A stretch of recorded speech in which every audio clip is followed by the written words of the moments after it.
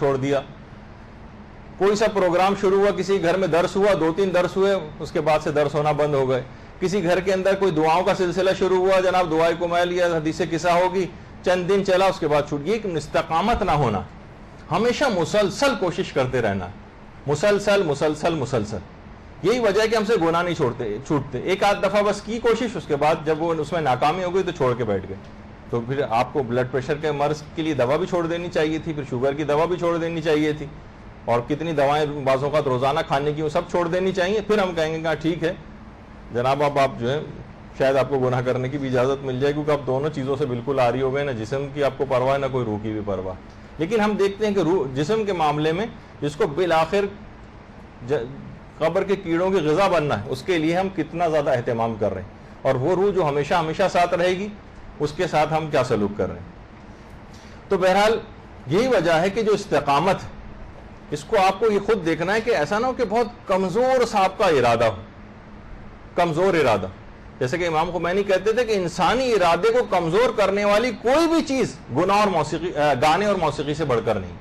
یہ سب سے زیادہ, کیونکہ ہم ٹی وی اور مختلف ذرائع سے بہت زیادہ موسیقی ہمارے کانوں میں جاتی, بہت زیادہ گانے ہمارے کانوں میں جاتے ہیں, تو اس وجہ سے ہم میں وہ صفت جو ہے استقامت والی اور ارادے والی, کہ ارادے کی مضبوطی, یہ ہم میں بہت کمزور پڑ گئی, یہ کمزور پڑ گئی. اس کی وجہ یہ وجہ ہوتی ہے کہ ہم کسی بھی چیز کا ارادہ کرتے ہیں لیکن پائے تکمیل تک نہیں پہنچا پاتے. اس کو داخلہ لیا, مدرسے میں چھوڑ دیا, کوئی چیز کام اچھے نیک کام کا ارادہ کیا, کرنا شروع کیا, 2-3 دفعہ کے بعد چھوڑ دیا. کوئی ذکر پڑھنا شروع کیا, کہا تعقیبات میں فلاں دعا اور فلاں سورہ پڑھیں گے, 2-3 روز پڑھا, پھر چھوڑ دیا. یعنی کبھی کوئی چیز پوری آگے بڑھنے ہی نہیں پاتی, اس وجہ سے کہ انسانی ارادہ بہت کمزور ہو گیا ہے. اس کی بہت ساری وجوہات ہیں, جس میں سے ایک وجہ صرف میں نے بیان کی.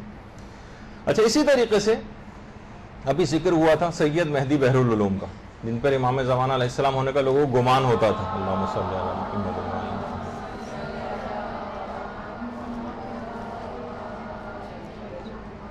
شاگرد ان کے کہتے ہیں کہ دفعہ سید مہدی بحر العلوم درس دے رہے تھے, دوران درس دیتے مسکرائے.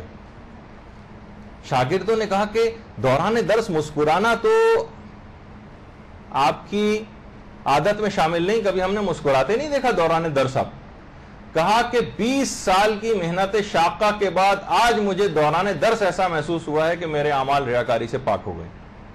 20 سال کی محنت شاقہ کے بعد, 20 سال کتنا بڑا ہے, ایک گناہ کے پیچھے لگ گئے تھے کہ یہ میرے دماغ میں پیدا نہ ہو, ریاکاری سے اپنے آپ کو پاک کرنا. 20 سال لگ گئے بعض اوقات. آپ خود سوچیں, 20 سال کوئی معمولی چیز نہیں ہوتی. ایک گناہ کے لیے پیچھے بعض اوقات کتنی محنت کرنا پڑتی.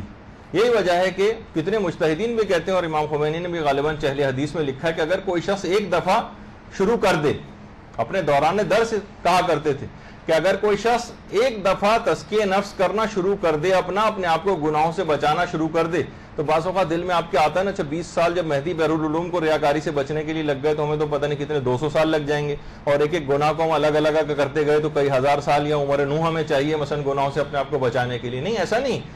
اگر آپ نے اس راہ پر قدم آگے بڑھا دیا, امام خمینی فرماتے ہیں کہ پہلا قدم آپ نے اٹھا لیا اور گناہ چھوڑنے کے لیے اقدامات کرنا شروع کر دیے, اور اس کے بعد اس دوران آپ کو موت آ گئی, تو انشاءاللہ رحمت خدا آپ کے شامل حال ہوگی اور آپ بخش دیے جائیں گے. آپ نے, کیونکہ اس کے بعد زندگی نے آپ سے وفا نہیں کی, پروردگار نے خود ہی اپنے طرف اپنے جوار میں آپ کو اپنی رحمت کے سائے میں لے لیا اور آپ کو اپنے پاس بلا لیا. ورنہ تو آپ کا ارادہ یہی تھا کہ بس اب میں نے اپنی قضا نمازیں اتارنا شروع کر دی روزانہ. مثلا ایک نماز, میں نہیں کہتا کہ آپ اپنی قضا نمازیں جو ہیں وہ روزانہ جو ہے کئی دنوں کی پڑھنا شروع کریں. روزانہ ایک نماز سے ابتدا کریں. آج مثلا میں فجر کی قضا پڑھوں گی, اگلے دن ظہر کی قضا پڑھوں گی, اس کے بعد تیسرے دن عصر کی قضا پڑھوں گی, چوتھے دن مغرب, 5ویں دن عشاء, اور اس کے بعد